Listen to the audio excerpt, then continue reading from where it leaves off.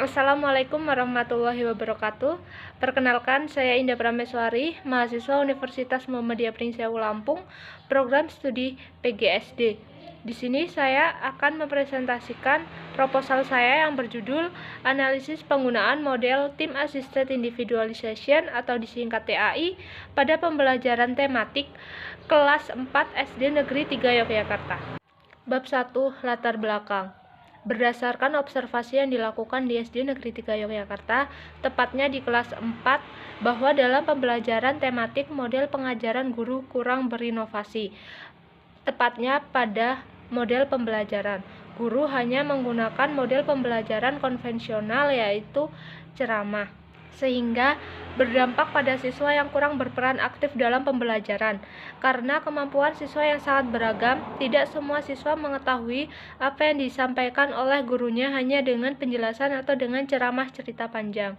Hal tersebut didukung dengan adanya keterangan data hasil siswa yang didapatkan dari hasil wawancara dengan wali kelas 4 SD Negeri 3 Yogyakarta, bahwa terlihat dari banyak peserta didik yang nilainya belum mencapai KKM yang ditentukan yaitu 70.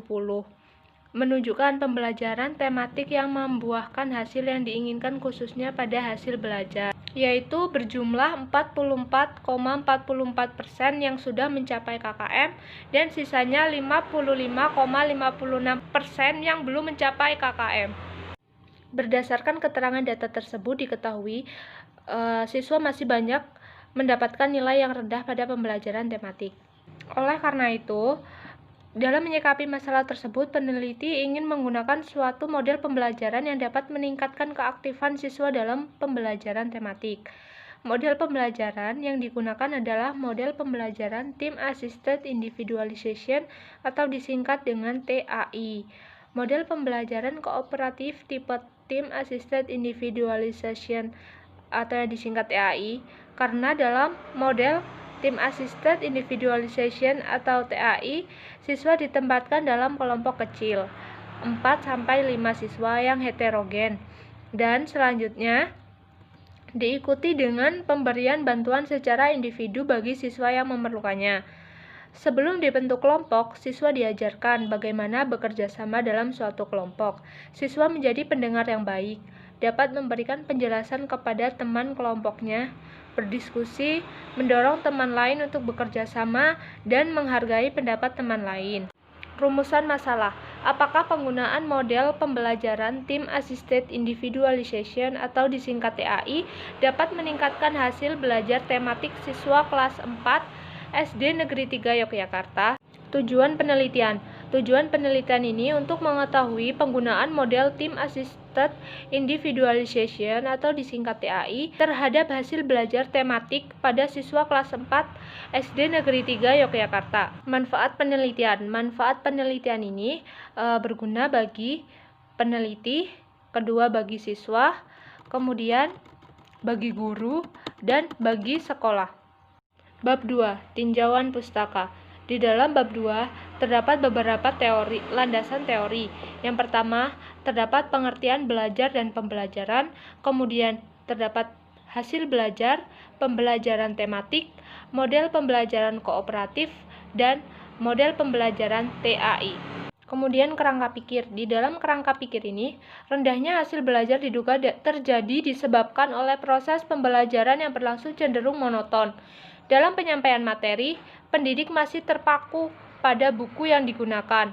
Selain itu, sebagian peserta didik kurang berpartisipasi dan hanya sedikit peserta didik yang menjawab pertanyaan dari pendidik.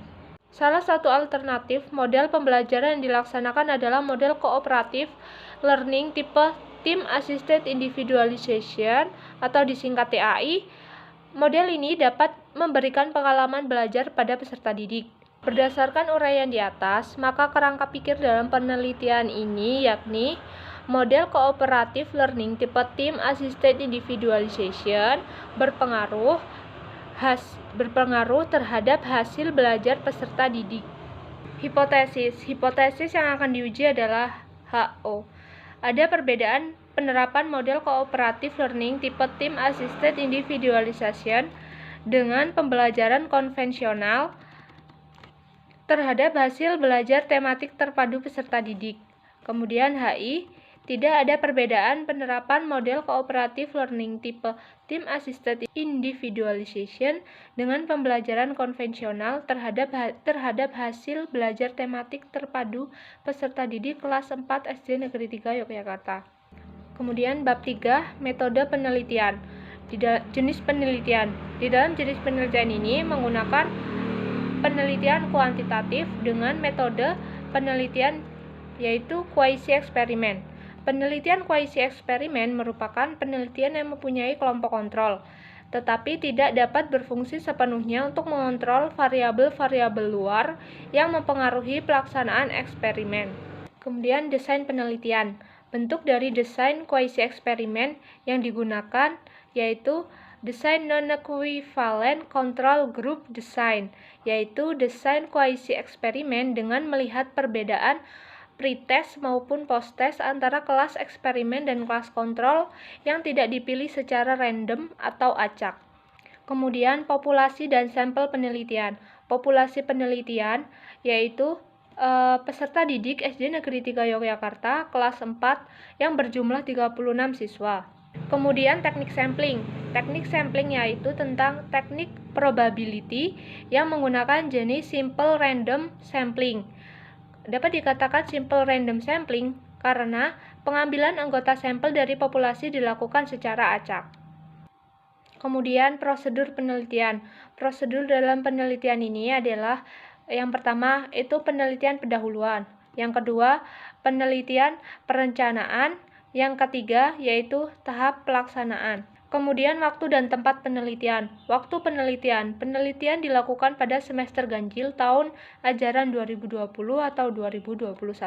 Kemudian tempat penelitian ini dilaksanakan di SD Negeri 3 Yogyakarta yang beralamat Jalan Raya Pemda Pringsewu, Gadingrejo. Kemudian variabel penelitian. Di dalam penelitian ini, variabel penelitian yang pertama itu ada variabel bebas.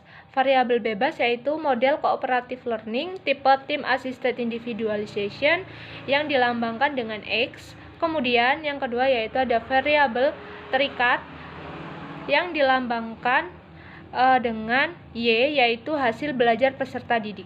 Teknik pengumpulan data. Dalam teknik pengumpulan data ini, peneliti menggunakan teknik tes yang berisi dengan soal pilihan ganda yang berjumlah 20 butir soal. Yang sebelumnya, instrumen soal telah diuji validitas soal, reliabilitas soal, daya beda, dan yang terakhir taraf kesukaran.